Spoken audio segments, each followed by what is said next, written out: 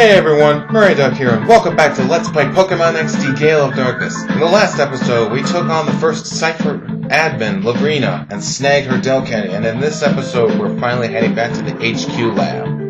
I like how they walk slowly into the elevator together. Nice touch. And it automatically brings you back to the Pokemon lab, so you don't have to worry about anything. And the doors are closed for some reason. Oh well. So yeah, we get the regular lab music again. I like the other one when Lily was in charge. So yeah. Oh, and look at this. This is a random scientist, and he'll say that the Purify chamber was finished. So yeah, the Purify chamber is actually a key component in this game. In fact, it's actually critical to purifying every shadow Pokemon.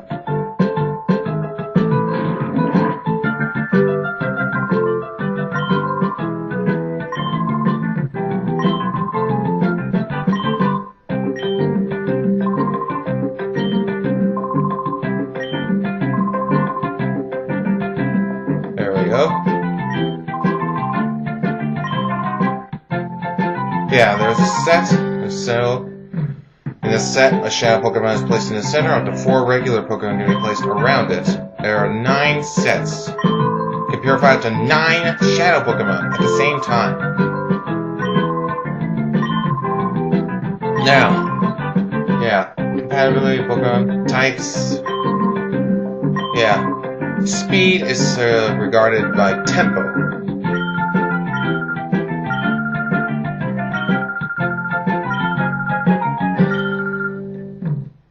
Alright, so now, enter the Purify chamber. And we got nothing right here. This music is annoying, trust me. Alright, so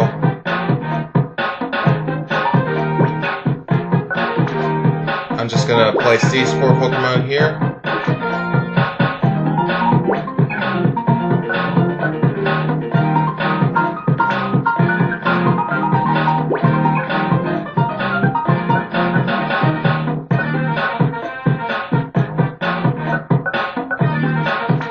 And there we go. When the tempo is at full, this is considered a best set, in which this is the best possible way that you can actually have the most effective speed. And we'll just place the Delcatty in the center there. The flow is the rate at which a shadow Pokemon will purify while it's in the chamber. Now, since I don't have many Pokemon, I can't really do anything else right now, so yeah, there we go. That's basically how the Purify chamber works. One other thing, and sorry about that if you heard it. If you manage to get more than one best set, the sets actually stack their effect on each other, which means you'll get more increased speed of purification as the game goes on, as you get more and more regular Pokemon and match their types up perfectly. See how the Spinarak is facing and facing C-Dot? It has a super effective advantage since it's both Bug and Poison type.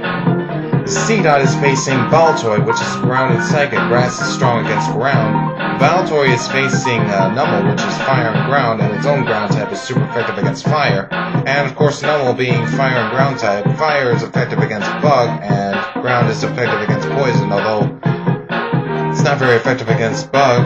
So there we go. Gotta make sure to know your type.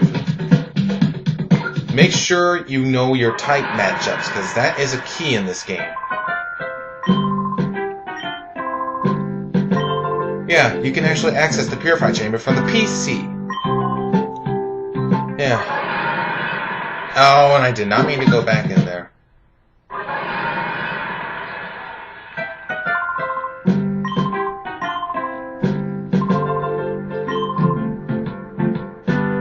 Oh, there is there is one more thing. The data ROM. She's asked Dayton to analyze the contents of the data ROM.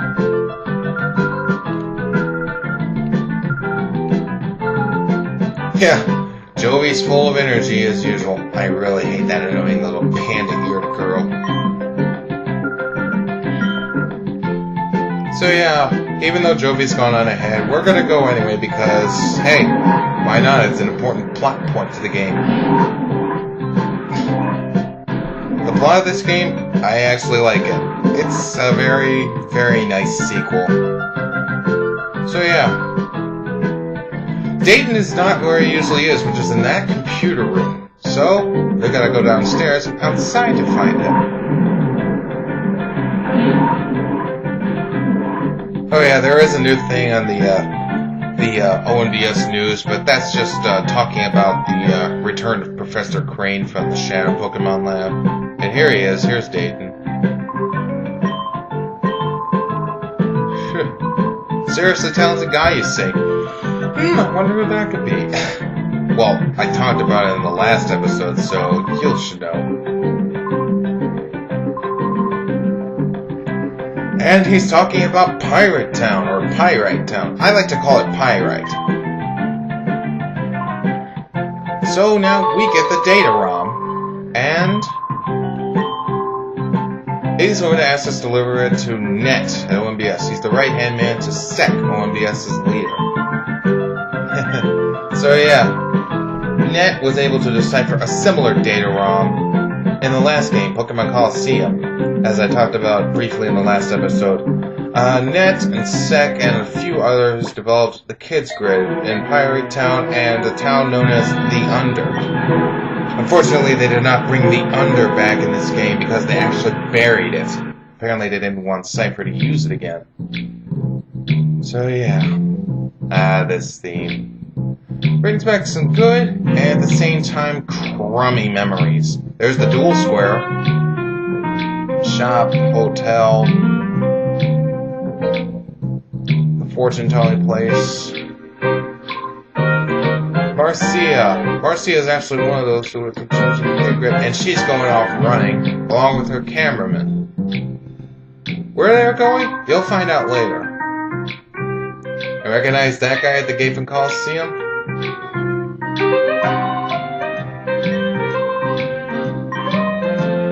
It's Gale. Gale had one of the first Shadow Pokemon in Coliseum, a Shadow Fur, which was at level 33, and he's here to battle. He calls himself the Gatekeeper of Pyrite. I find that funny. And he's still a rogue. He still has most of his team from the previous game, although first stage, obviously, and levels reduced. Routes and Snubble.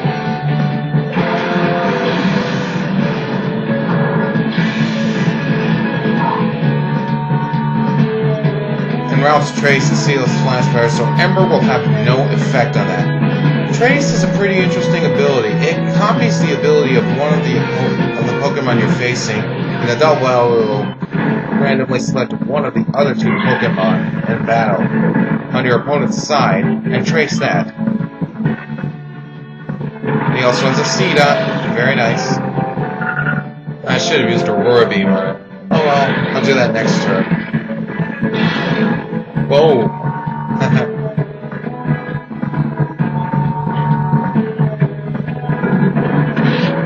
Really? Dark is not good against Dark, my friend. So yeah, I think Feint Attack would be a little bit stronger in this situation. In fact, I'm very, very certain. There we go.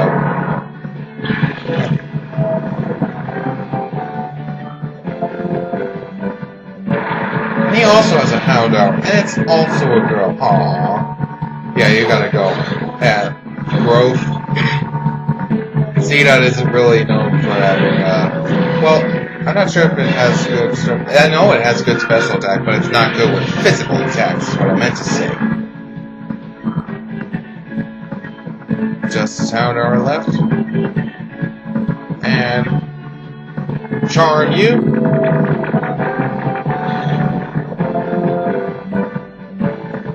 And he's using Ember.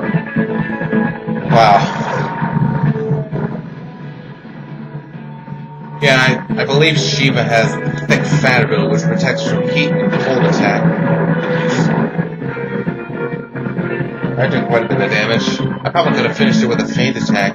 That's what I'm gonna do.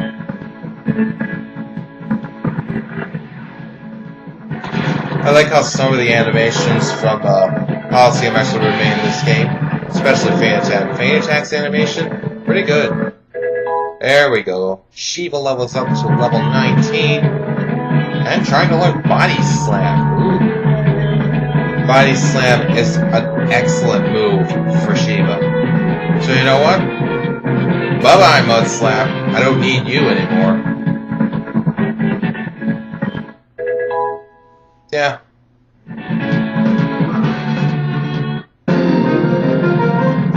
And that's Rogue Gale. Oh, and he falls on his back. Nice. Oh yeah, I was talking about the Hexagon Brothers team changing up a bit in terms of what Pokemon they have after their Shadow Pokemon is snagged. What I mean by that is, well, I suppose I could show it off. Oh, and these two. If it isn't Trudley and Folly. Yeah, Trudley's the one on the left, Folly's the one on the right.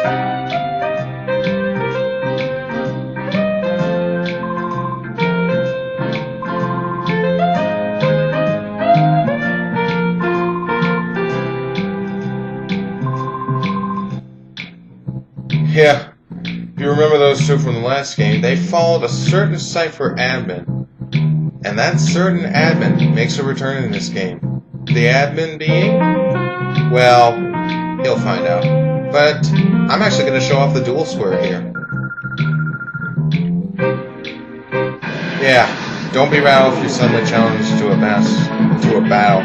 This is Chaser Finale. And she has a Shuppet and a freaking Ladybug. I don't like Ladybug. I've said it before, I'll say it again. I don't like Ladybug. Wow, these two are almost around the same level of experience. That's good. She has 4 Pokemon. This shouldn't take long. Whoa. These guys are actually good to get a little bit more extra experience early on. Next up, a Remoraid. Remoraid's a pretty interesting Pokemon. According to some info I've heard, it's officially similar to a Remora, which is a type of fish, and it evolves into Octillery, which is an octopus. Here's our last one. She has a Togepi. Togepi is, well, I've used one before. It's decent. It's a wall. Yeah, that's basically it. It's a freaking wall. Now, Remoraid doesn't exactly have the best of defenses at this point. See, look, I one-shotted it.